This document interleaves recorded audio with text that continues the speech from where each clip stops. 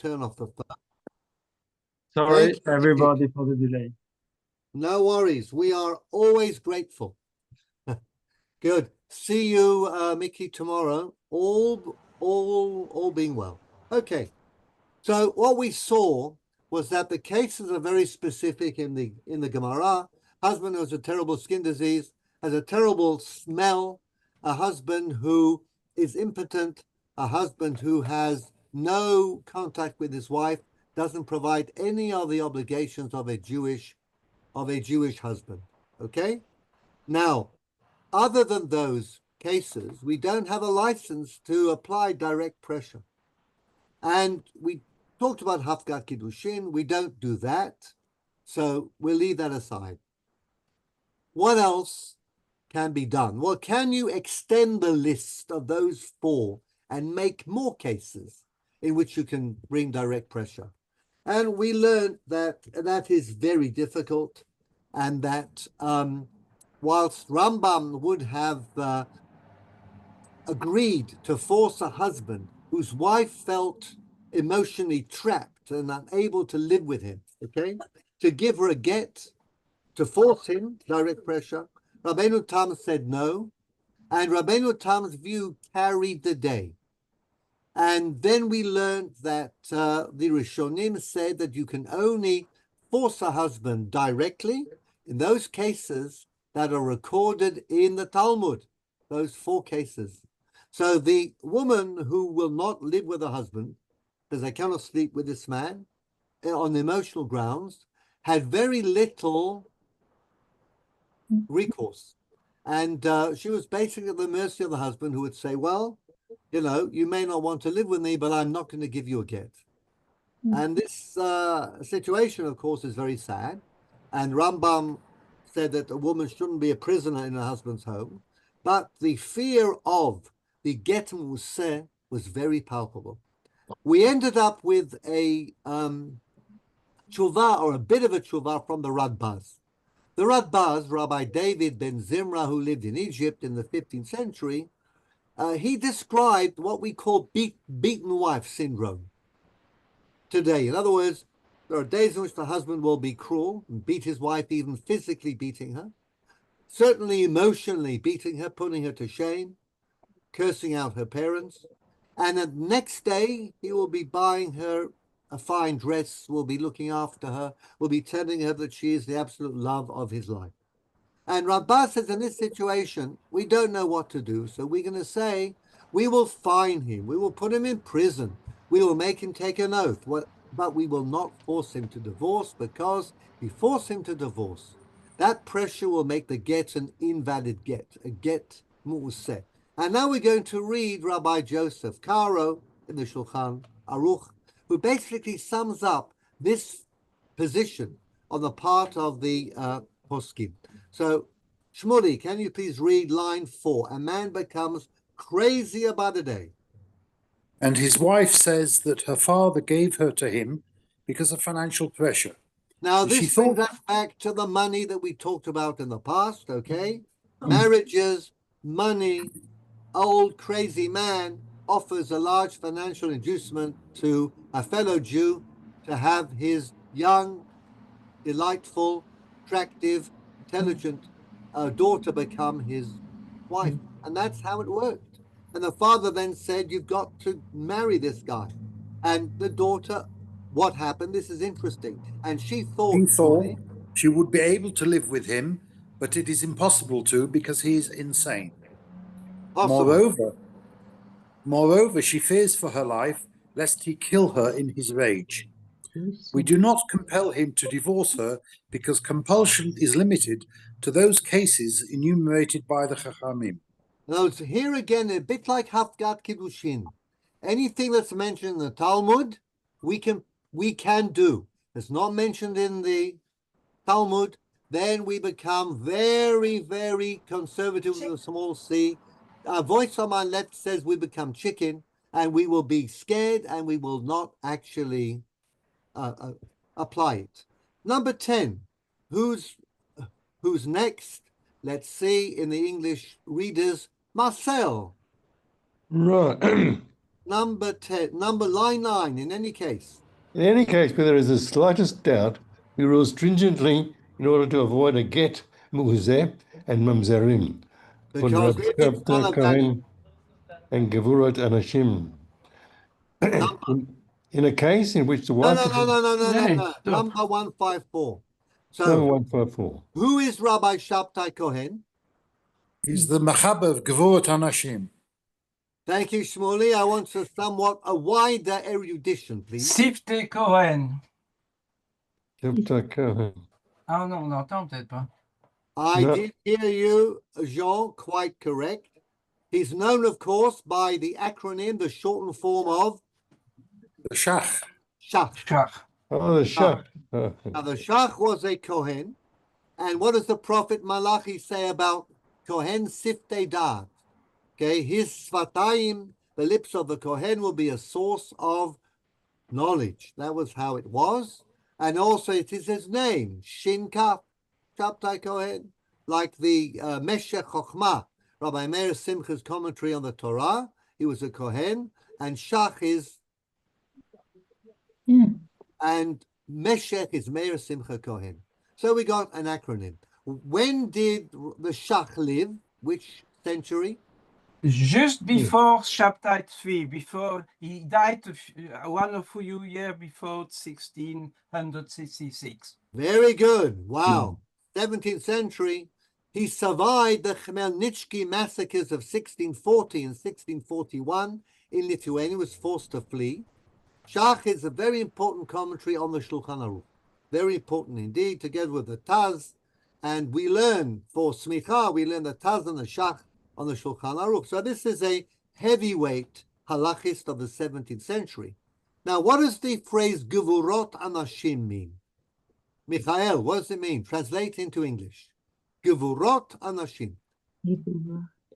It's the plurial of the potency.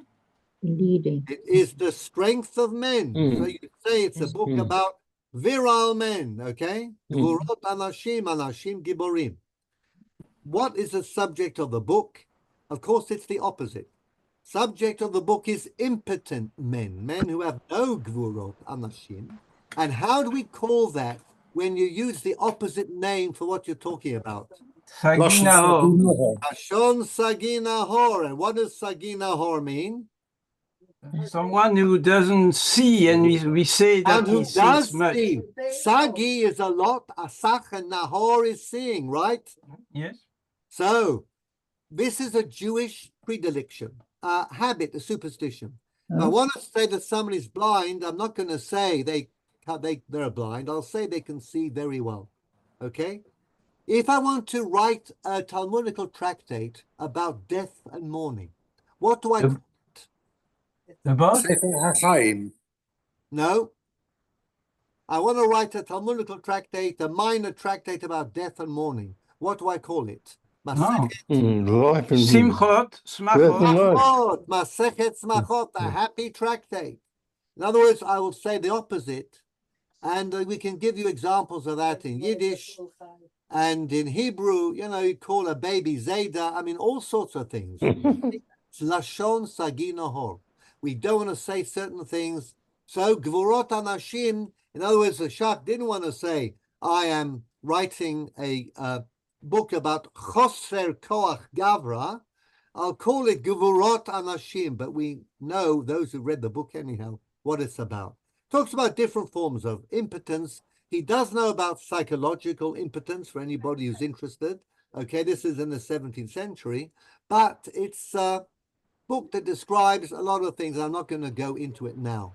But what we get here is his very cautious view. If there's the slightest doubt about the husband's willingness to give a get, we have to be careful, because if it's not a valid get, it'll be a get and we'll say it's not valid, and the woman goes off and marries. Strength of that get, her children will be mamzerim. So we want to avoid that at all cost. Now, I'm going to skip to the 21st century. Rabbi Eliezer Yehuda Waldenberg. He died in 2006, was born in 1915 in Jerusalem. And is one of the major classical Orthodox, ultra-Orthodox poskim of the 20th century. He was, in addition to being a chaver, a member of the Supreme Rabbinical Appeals Court, he was also the unofficial rabbi of Shaare Tzedek Hospital and an acclaimed authority on medical halachic matters. And we'll read a tshuva of his if we last the course and we get to the 20th century, then he's some fascinating tshuvot on contemporary medical halakha. But here, he showed his courage. Okay, this is a riposte, as it were, to Debbie on my left. So let's read this. Okay, Irving, Jack, I can see you. You're at the top of my screen here. So, Jack, would you like to read, please, in a case in which a wife is in fear of her life, line 11. In a case in which a wife is in fear of her life, no stringency can reasonably militate against the compelling of a divorce. Indeed, we have a rule that danger overrides prohibition. So can anybody give me that in Aramaic? Ouais. Ah, en danger. Sakanta Sakanta. Tamira Meisura. Mhm. Okay? Now, the Shach said we rule stringently. Rabbi Waldenberg says, what happens if a wife is in fear of her life? Are you serious that we cannot force the husband to divorce? Even if you say it is a religious you will be breaking a religious prohibition, because it's not regarded as a reason for beating him in the Talmud, but logically speaking, a woman is in danger of her life. Are you saying because of the fear of a get museh, we cannot force him to divorce her? Of course we can. Hence, in such a case, read on, please, Jack.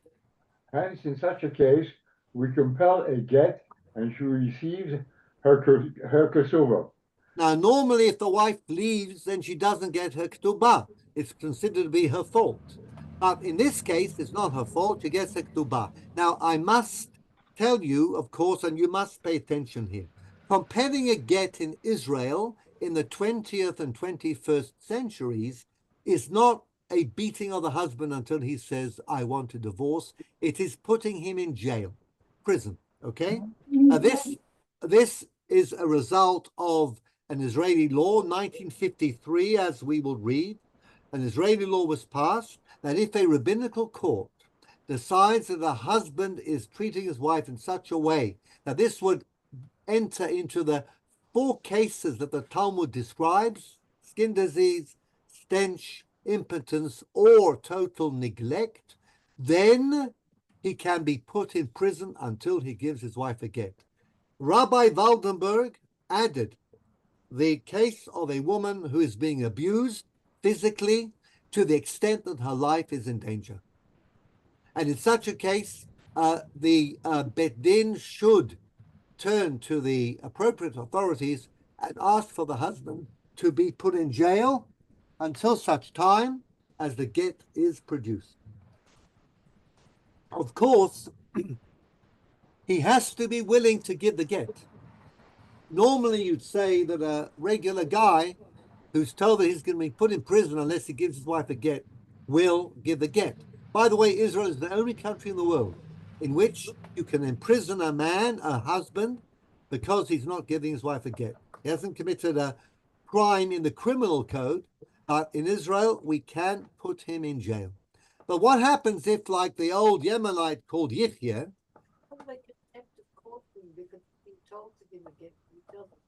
but contempt of court still doesn't usually get you into jail? Yes, it does. Well, But that's what it does. rarely does it get you, and you can put him in jail for up to 20 years. Oh, gosh. Okay, partly that, but I think mainly this is the modern equivalent of makinoto ad sheomer rotzeani. Okay, now I did mention this last week that some rabbis in the late 20th century formed a gang of beaters of recalcitrant husbands, and they eventually were caught and they were sentenced to jail. But in Israel, we will put the stubborn man, the get refuser, behind bars. Until Yichye was an old Yemenite who came to Israel with his bride, who was about 40 years younger than him. And she realized very quickly, arriving here in Israel, that she didn't need to put up with this old guy. So she asked for a get. And the grounds that she offered were valid. They fell within the Talmudic rubric. He was sent to jail, and he said, well, look, I get good food. I have a nice bed, great friends in the room. I play backgammon most of the day. I'm staying here. I will never give her a get. And she had to wait until I think she was in the 60s before he had the decency to die, and she was free. So that's what happens here. So that's the story about direct pressure and coercion. Rarely used, okay, because you have to fit in the Talmudic categories, but they have been expanded by Rabbi Waldenberg's decision, which does have precedence in the past. We read Tashbetz, Rabbi Exactly Duran. what I wanted to say. Exactly. I had your telepathy, Jean. I knew you were thinking that, even though we are working by Zoom. I wanted the Tashbet said the same. He said it's the Kal V'chomer. If you're going to force a husband to divorce his wife, if he smells terribly, Kal V'chomer, how much more you should force him if he's abusing her so that her life is in danger. But it took time. It took time for the Israeli rabbinate, and as I said, Rabbi Eliezer Waldenberg pushed it through, and we're going to see a similar move by Rabbi Feinstein to do something quite dramatic in this area. So let's I want to. I heard, I read, but I heard that Gevurot Anashim would have written that today we are not allowed to bite to a man. Is that true? It is a very machmir book. Absolutely. Yes, but if it is one of the 4 cases, we are allowed to bite him until we are allowed, according to the law of the Talmud, but we have to establish that he really is. And the question is, how do you know? And perhaps there are reasons, and it may change. It's worthwhile reading through the book, actually, in order to realize how cautious some rabbis can be. And this is the Shach, who actually has some liberal rulings in the area of kashrut, very strict in the area of Even Haezer, marriage law. So let's have a look at what else you can do. You can apply indirect coercion. Okay? So, Irving, would you give us a line, please? Line 14, indirect coercion. I have line 12. Is that the line you want?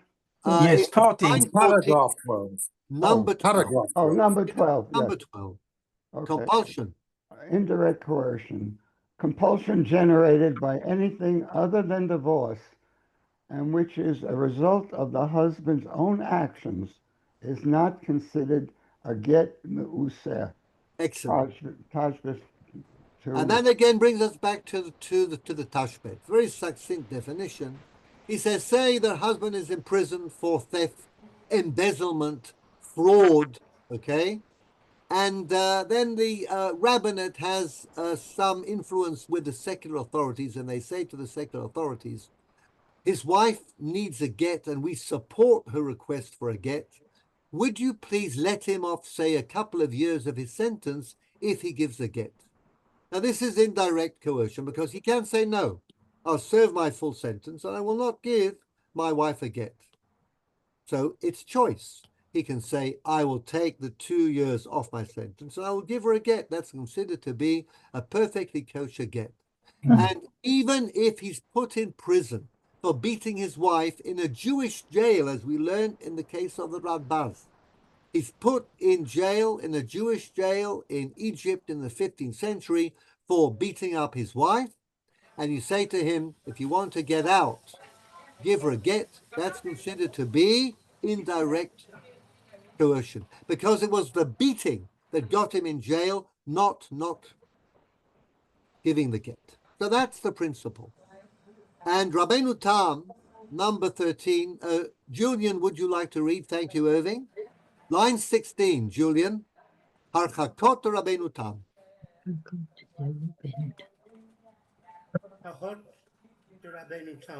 Great. Make every man and woman in Israel swear not to speak to him, host him, supply him with food and or drink, accompany him or visit him when he is sick and he divorces his wife.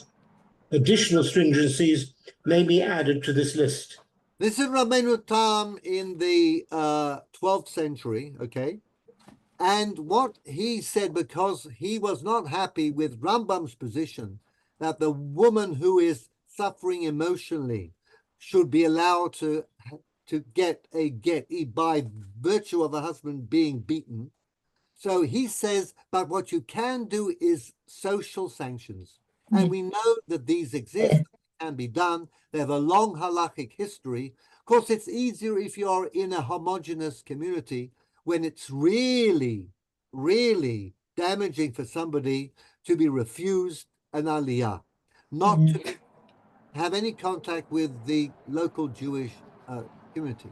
Today, in our open world, it's much more difficult to do this effectively. But, you know, there are ways of doing it today. We've actually created a global village using the internet. And there was a legal issue over shaming husbands on the internet. And in Israel, certainly you can. There is no problem with that. Secular court did authorize the rabbinate to continue to encourage people to shame recalcitrant husbands on the internet after a Bet Din Rabbani have said you should divorce your wife. Not that you have to, not that compulsion or jail sentence can be used. By the way, there is a famous example of this type of Harchakot Rabbeinu Tam, which again is not, perhaps not quite kosher, and not every male rabbi would agree that this is the correct sort of thing to do. But in Montreal, many years ago, the women of the community decided to take a social stand. And what they did was quite simple. To tell their husbands, this was in the Hasidic community in Montreal, a closed community, homogeneous, a ghetto. They said, none of us are going to the mikveh until Rochala gets her get. And the next day, Rochala got her get, okay? So for those who are in the know, you will understand that that means that basically the wives threaten their husbands with cutting off all sexual relations until the abused wife got a get. And it worked, okay? As I said, it can work. How did it work? He was beaten or what? No. Kol neshot hakila b'Montreal, הקהילה החסידית, אמרו לבעליהן, אנחנו מפסיקים ללכת למקווה. לא, לבוסטית, אבל זה לא, זה שכנע אותו? No, the husband. All the other husbands. זה שכנע אותו, כי הם הגיעו אליו, כל הגברים. הגיעו אליו הביתה ואמרו לו, אנחנו לא עוזבים את הבית שלך, עד שאתה תיתן את הגט, כי אתה מונע ממנו יחסי מין עם נשותינו. אבל voluntary or not, you did not completely say what about Harchakot Rabbeinu Tam. In the Tshuva, he says also that he will not be buried in a Jewish cemetery, and that the children that he will have with another wife will not be circumcised. I don't know why this is not mentioned, and I don't know why the Israeli rabbinics doesn't use that, because not to be buried, that is... We have in Zurich an example, somebody who didn't want to give a get for about 30 years, and at the end they buried him in the Jewish cemetery, but with a huge wall around him, sort of terrible, looks terrible, but a huge wall surrounding him. There we are. So the reason, Joe, I didn't mention these things is because we don't do them today in general.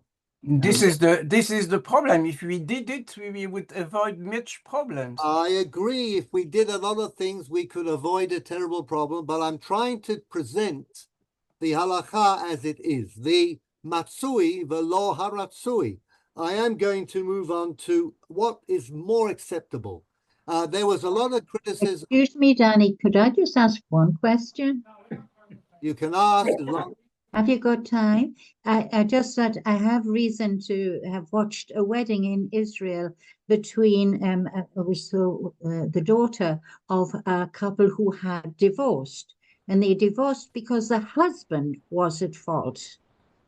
And I was shocked to find that the wife was not allowed to attend her daughter's wedding in Israel because she had been divorced. It wasn't her fault.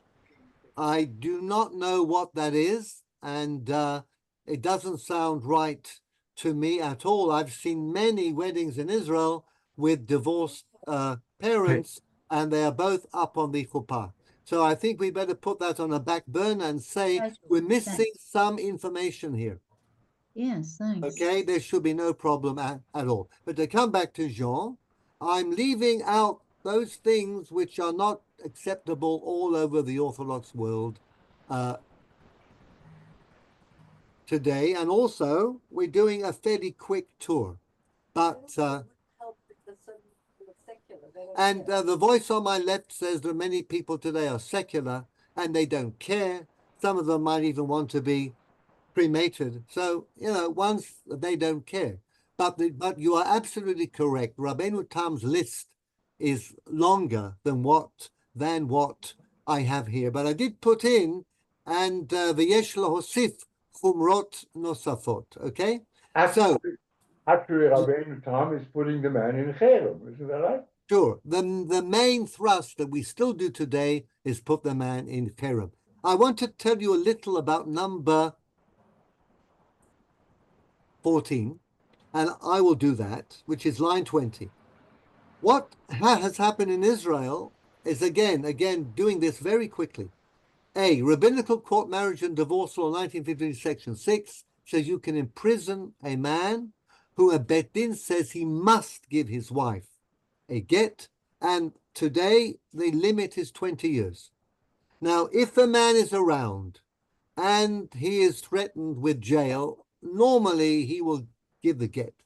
Of course, if he's already fled the jurisdiction, if he's no longer in Israel, then you can't threaten to put him in jail, because no country will extradite a man to Israel, okay, because he hasn't given his wife a get.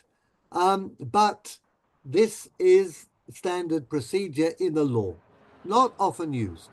Rabbinical Courts Enforcement of Divorce Decisions Law 1995, indirect pressure, is a little more useful, perhaps. Again, the husband has to be here. But since 1995, rabbinical courts can turn to government officers and say, I want you to deprive a recalcitrant husband, that's husband refusing to give a get when ordered to do so by a rabbinical court on various grounds, okay? They can deprive him of state benefits. For example, somebody applies for a driving license and he's refused to give his wife a get when ordered to do so, or commanded to do so, or asked to do so by a bet din. Then the clerk can look at her computer and say, you are a get refuser, we're not giving you a driving license. Now, you don't need to drive. You can use a bike, you can walk, much healthier, you won't pollute the atmosphere, and you'll be safer. So, your choice, okay? That is indirect pressure, because you could say, don't give me the license, I will not give a get. Or take a passport. You want to go to Uman, okay? You want to go to Uman, and you want a passport. And then the Ministry of the Interior, the person serving you will look at the computer and say, you're a get refuser. Sorry, you'll only get your license if you give your wife a get. Now, this is indirect. He's being told that he will not get a license. He can refuse the passport. You don't need a passport. Stay in the country, visit the tomb of Rabbi Shimon Bar Yochai, why do you need to go to Uman? We have many fine tombs and kvarot of tzaddikim here. You can spend a lifetime just going from one to the other. And this was an actual case. And you know what? The husband said, I will give my wife a get because I need to get to Uman. Imagine that. If you're a believer, you are a believer. It's a real case. It happened here, and he folded and he gave the get. So this is the sort of thing that can be done. Finally, I'll just mention that in 2012, again, the secular Israeli legislator passed a law and set a mandatory timetable and procedure for divorce cases in rabbinical courts, trying to make the rabbinical courts more aware of the time frame here and to revisit their decisions 30 days or 45 days, depending upon the circumstances, so that the machinery for providing a get when it can be provided is a little more well-oiled. Okay, a lot depends upon the dayanim in the on the panel. So that's a little about direct compulsion and indirect compulsion. This is in Israel, of course. We're focusing on Israel. But let's move to mistaken marriage. Fabi, would you like to read, please, line 24? Mistaken marriage. Mistaken marriage, Kiddushei Ta'ut. We are witnesses that she is content to marry her husband in any event, even though he may ultimately become bound to his repulsive brother. For Reish Lachish said, it is better to live as two together than to live alone. Okay. So what are we talking about? Okay.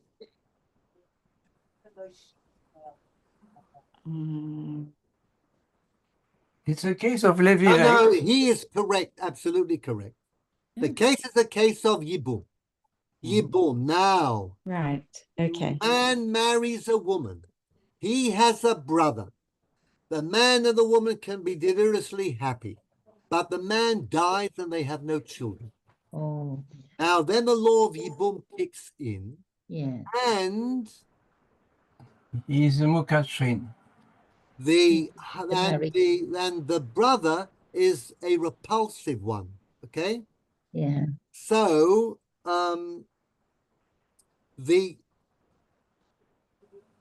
you're right. It should be she. Okay. Uh-huh. This here should be she. May ultimately come back. Oh, I see. Okay. So what we say here is the Gemara says, look, the couple married, there was a brother, he's a repulsive brother, mukachrin, he's horrible, skin disease, stinks, a combination, impotent, all three, all four, okay?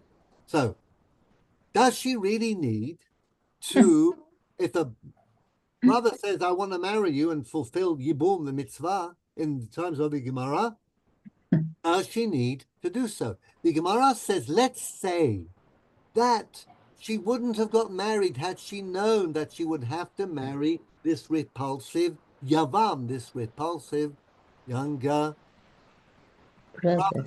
And then the Gemara says, for Reish Lakish said, it is better to live as two together than to live alone. Tav lemeitav tandu milemeitav armanu. Reish Lakish says no. Psychologically speaking, or sociologically speaking, a woman will take any man, even though the price may be having to marry his repulsive brother if he dies and they are childless. Because more than anything, a woman wants to be married. She does not want to be unmarried, okay? Always wants to be two rather than one and single, okay? So this is an interesting sugya. Is this legal or is it sociological? But whatever the case may be, the rule of the Gemara is that we do not say that this was a mistaken marriage. Had she known, she would never have entered this marriage at all. So, question is, does that mean that mistaken marriage is simply not available in Jewish law? Now, we know that in commercial law, it certainly is. Mistaken contract is certainly something that the Gemara recognizes as part of Jewish civil law. But can you take the idea of a mistaken contract, mistake or fundamental error, Julian, as I think we might say in English law, okay? A fundamental error with regard to a contract will render the contract invalid. Can we apply that to marriage too and say that this was a marriage under mistake, absolutely mistaken marriage, okay? Fundamental error. Now, Rabbi Chaim Berlin, and you may have heard of the yeshiva in Brooklyn, okay? There are two yeshivas in Flatbush. One is Chaim Berlin at one end, the other is Torah Vadas at the other end. And Rabbi Chaim Berlin was the son of the Netziv. Son of the Netziv, who was named after his mother's grandfather, actually, Reb Chaim of Volozhin. And he studied in Volozhin until 1865, when he became the rabbi of Moscow. In 1865, he was rabbi of Moscow. And then he left Moscow and he went to Volozhin to help his father. But there was another star in Volozhin at the time. That was Reb Chaim Soloveitchik. There was a fight between the two, as you can imagine, okay? Eventually, they closed our entire yeshiva in 1892 because the Russian government said that we want you to teach secular studies, and they were all in agreement that we're not going to do that. And after some years in various Russian communities, Rabbi Chaim Berlin came on Aliyah, and he became successor to Reb Shmuel Salant in Yerushalayim. He was the Rosh Yeshiva of the Eitz Chaim, and he's buried on Har HaZeitim. Now, in his Responsa, Nishmat Chaim, he's asked about husbands who've left Eastern Europe. This is when he was still rabbi in Eastern Europe. Husband says, okay, Mrs. Kids, I'm going to go make us a good life in America, Australia, South Africa, all those places to which the Litvaks ran away from a Tsar, okay? Some Polacks too. And I will bring you over, okay? I'll bring the family over when I'm set up. Years pass, nothing happens, okay? And we know often what happens is that in their new country, they were countries referred to colloquially in Yiddish as the Treffen Medinas, the place where Jews go from Eastern Europe and then they leave their religion. They found another woman, more in keeping with the temper of the time. They forgot their wives and their families, and they settled down, and, some Dorf in South Africa, they weren't interested. And the woman could be in Aguna for years. So the question was, can we say this was a mistaken marriage? Had the wife known that her husband would never come back, okay, then she would never have married him, and therefore the marriage was not a valid marriage because it was made as a result of a mistake. Now, I'm just giving you again like a one line or two lines from the actual responsa, from the tshuva. So I'm going to go back to the top of my line here, and Jack, I'm going to get you to read from line 28. If the Talmudic sages lack the authority to annul marriages on the basis of a mistake, and then we, who are far inferior to them, are surely unable to do so. So here again, like in Hafgat Kiddushin, like in the case of the Moredet, a wife who wants to get a divorce because she's unable emotionally to live with this man, rabbis tend to say, well, if it's in the Gemara that we can do it, we'll do it. If it's not in the Gemara, we can't do it. We have to be very cautious. This is exactly the line that Rabbi Chaim Berlin follows. And as a lawyer, a black letter lawyer, he's actually only following the precedent. Moreover, any leniency can result in a proliferation of mamzerim, since the incompetent rabbis may very well permit annulment in situations where there is no real justification for doing so. For instance, husbands who have merely left for America or South Africa and are tardy in arranging for their wives to rejoin them. In other words, a husband is taking time. You're going to penalize him by saying, well, the marriage was a mistaken marriage, or husbands who simply fail to provide the level of financial support anticipated by their wives. In other words, we made a mistake. I made a mistake, Val, when I married this guy. Well, you could be disappointed in your husband in many respects. And can you say, well, I made a mistake and have the marriage undone? Then we could have tens of thousands of marriages that could be undone. All right, I mistakenly thought that he would keep me in a certain style and he failed dismally, okay? He became a dropout and a drunkard, and so it was a mistaken marriage. What Rabbi Berlin is saying, there's no end to the story here, okay? It could be practically a very impractical approach indeed.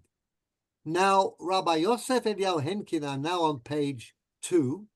And Rabbi Yosef Eliyahu Henkin was very interesting.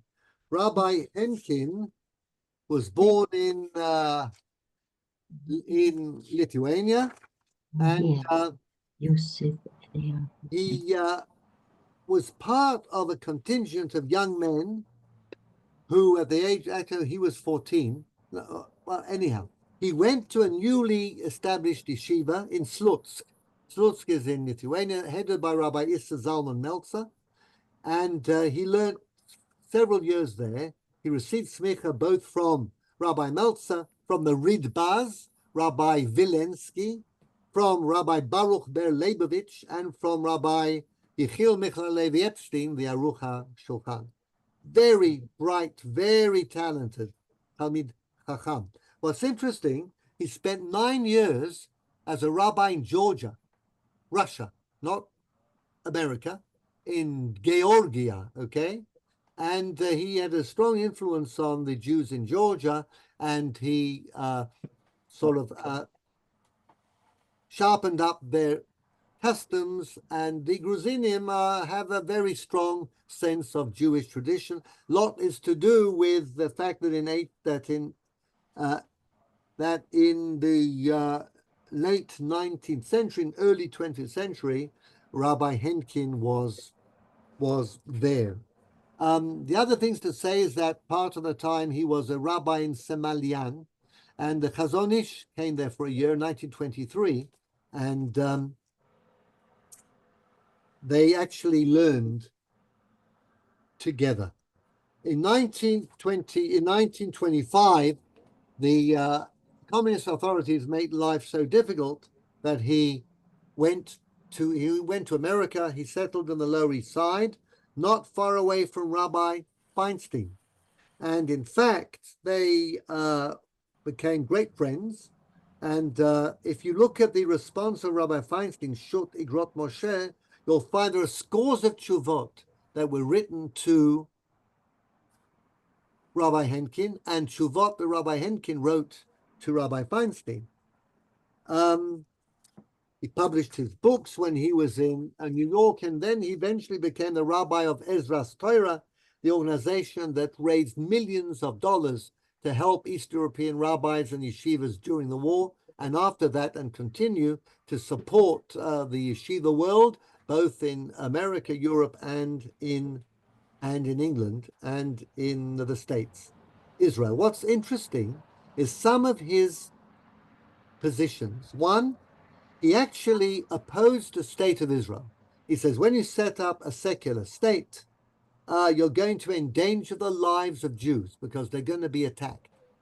So he said, I don't want a state to be established because as soon as the state is established, the Arabs will attack, they'll kill Jews, and Jews will have been responsible for other Jews being killed, which is din rodef. But as soon as the state of Israel was declared, Rabbi Henkin then said anybody who doesn't support the state of Israel is a rodef, because now we have the state, and Jews are putting their lives on the line. We have to support them in every way possible. He was one of the few rabbis who supported Rabbi Goren in the famous Langer case, which is a case we can deal with when we get to the 20th century, famous case. And he also, by the way, objected to the yeshiva style of learning, the theoretical Masechtot, Bava Batra, Bava Matzia.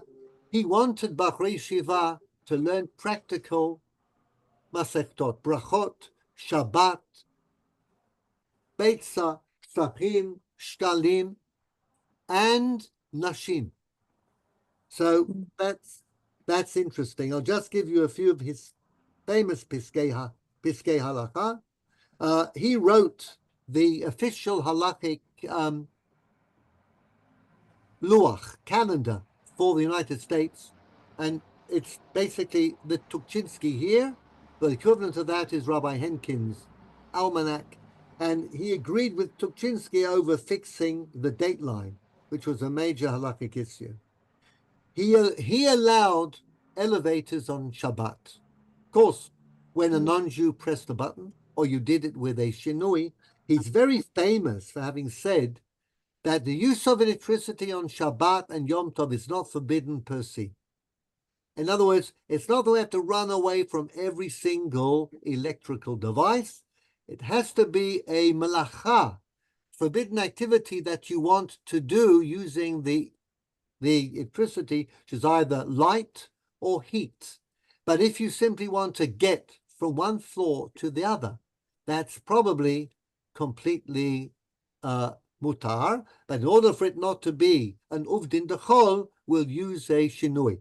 And his Talmud was Rabbi Nachum Eliezer Rabinovitz, who very famously wrote an article just before his death, in fact, applying Rabbi Henkin's approach.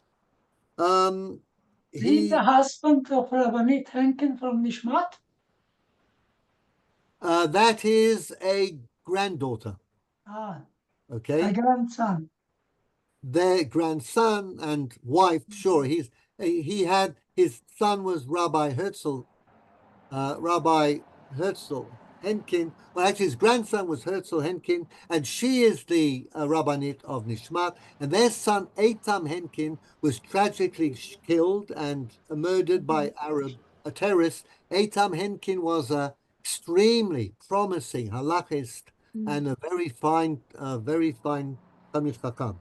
By the way, Rabbi Henkin's son, Louis, became the professor of human rights at Columbia University. Top jurist, and a story is told that Louis Henkin, he clerked for Justice Felix Frankfurter on the US Supreme Court. And often there were meetings in the judge's chambers on a Friday evening. And apparently, Louis Henkin would sleep on the judge's sofa after the meeting was over and everybody had left the room. He never discussed this with Frankfurter. Frankfurter never said a word, but apparently he must have known.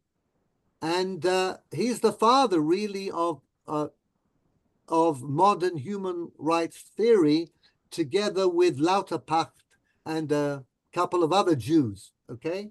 So human rights at Columbia University is a Jewish affair, like many other things. And look what's happening,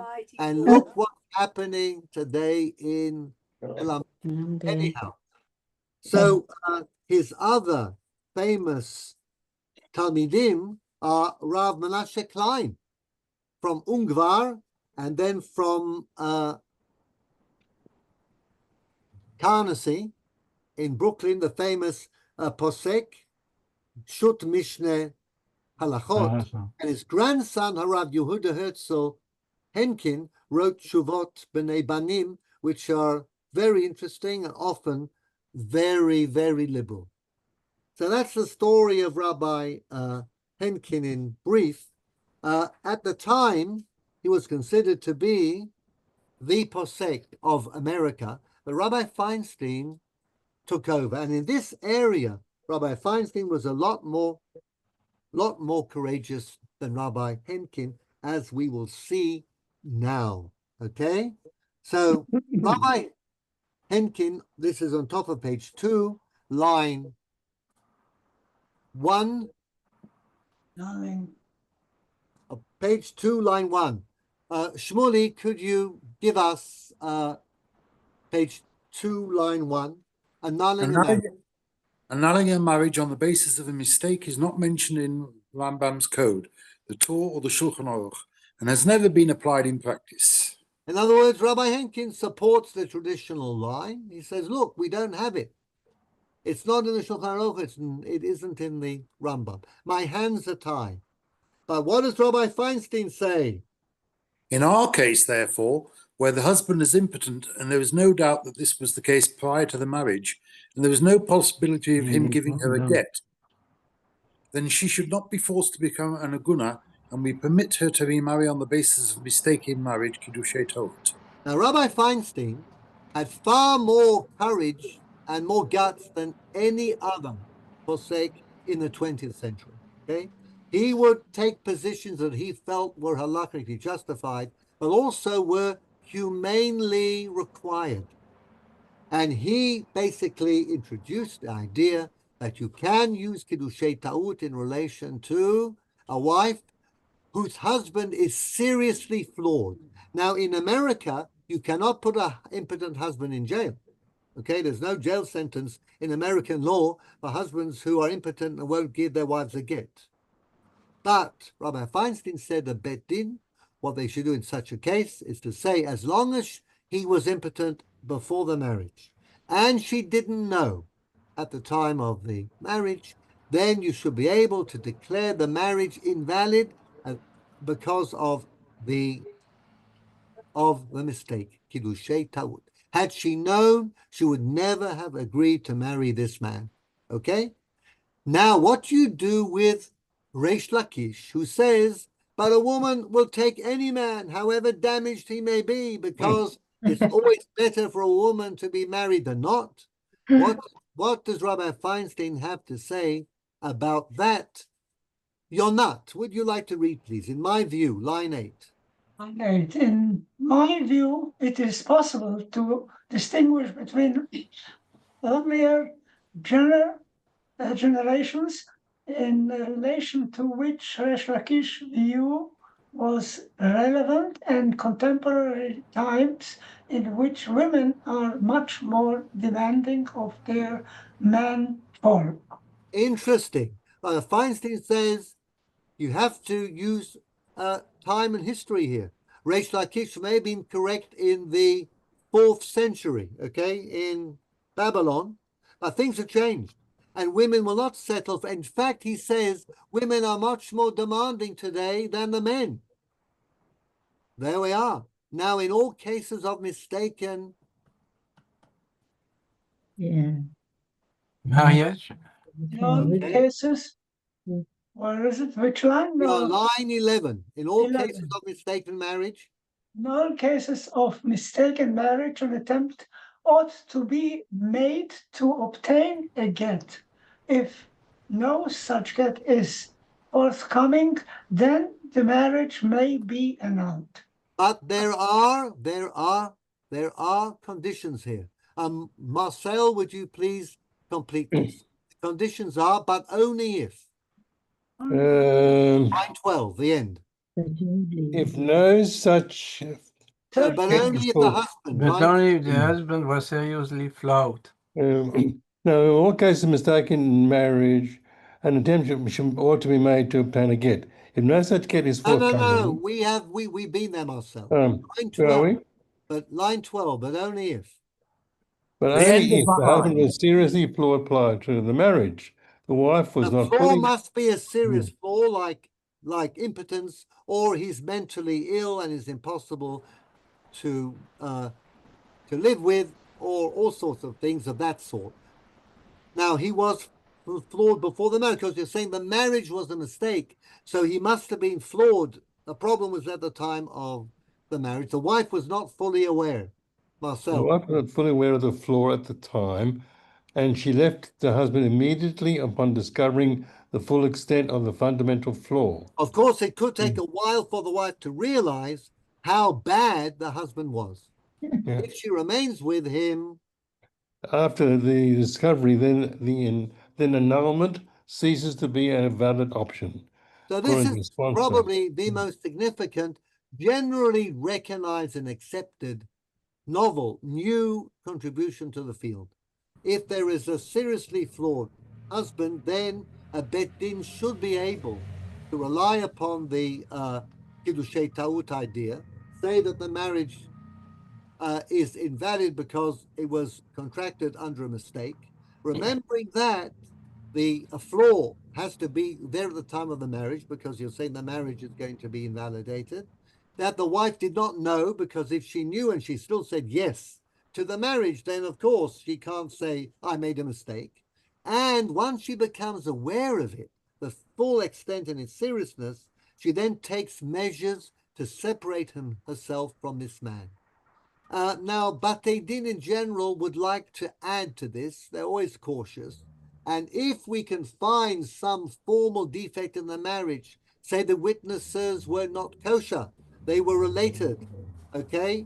Or the witnesses didn't look at the groom giving the husband a ring, giving the wife a ring, or the ring wasn't worth a pruta, or it didn't belong to the groom. Anything that can be added to the mistaken marriage, even an eminently Orthodox Bet Din should be able, if it wants to, declare Kiddushei Ta'ut and say a mistaken marriage. This is not going to solve all the cases by any means, but it can solve quite a few cases. Now, I'm going to stop a share because it is rather late and I'm over my time, but I think I have my most dramatic case for next week, which is Get Zikui, okay? The case of the PVS husband in Tzfat, and a really courageous decision by an eminently Orthodox rabbinical court here in Israel. We'll talk a little about the PNA, the post-nuptial agreement, and mention tort suits, going to court for damages because the husband did not give the wife a get over a long period of time. But all this awaits us next week. I see that it'll take us a little time to get to the institution of the chief rabbi, okay, and a little back to the Tashbetz and Rivash and their rivalry. And then we'll look at a little bit of Tashbetz and Rivash on the Anusim, on the major problem of who to welcome back into the fold and what conditions, the whole story of the Moranos in those years when it was still relevant for them to return to Judaism, and then we can move on to other weird and wonderful tshuvot, because there are a lot out there. So in the meantime, I will wish everybody a very good evening. We'll wrap this up. I'll be happy to stop, by the way, when we've gone through the last couple of ideas, and then everybody can expand and we can have a discussion, because this really is one of the most important issues in halakha today, certainly providing a solution for the aguna. So I'm going to wish everybody a very good evening, besorot tovot, and good health all around, Michael, okay, and everybody else. And see you all being well next week, next time, same channel. And Val, will you be in Scotland yet?